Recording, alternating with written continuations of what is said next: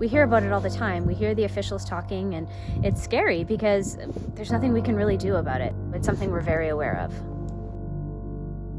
But what happens is that people will build cottages along there.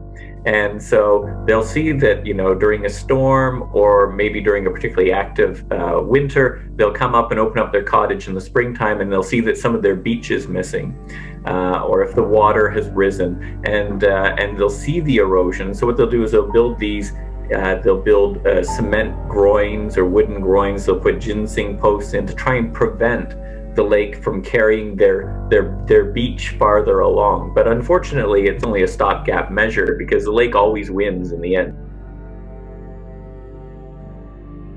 What are the officials saying? Properties are flooding. Just up the street, we're seeing flooding as well. The shoreline is eroding, and we're questioning whether or not this was a good move, if this is safe to be here.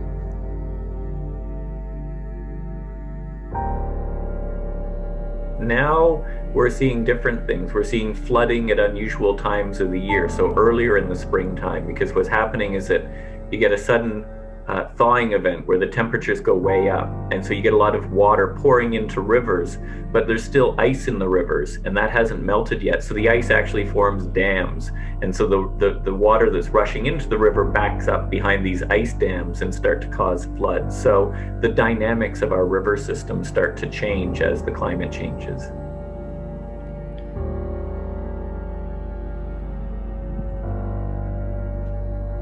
We've had a couple close scares this year. The road floods from the canal on the other side. When the waves and the water rises in the lake, it comes through the canal rises, the road floods, the sewage systems all back up. So we've actually had water come up to the top of the sandbags. Any significant events?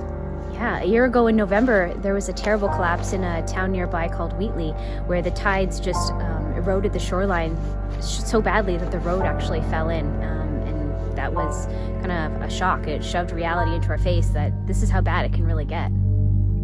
I think that most climate scientists agree that the risk of floods around the world, in Canada and elsewhere, is going to go up in most regions, except in those where precipitation will become scarcer. So there are parts of the world, like out west, for example, the Great Plains, sub-Saharan Africa, especially West Africa and Southern Africa, where rainfall will become scarcer.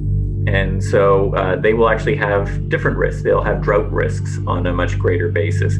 Here in Eastern North America, especially Southern Ontario, there might be the risk of more frequent droughts. So the risk of flash flooding and so on may well increase.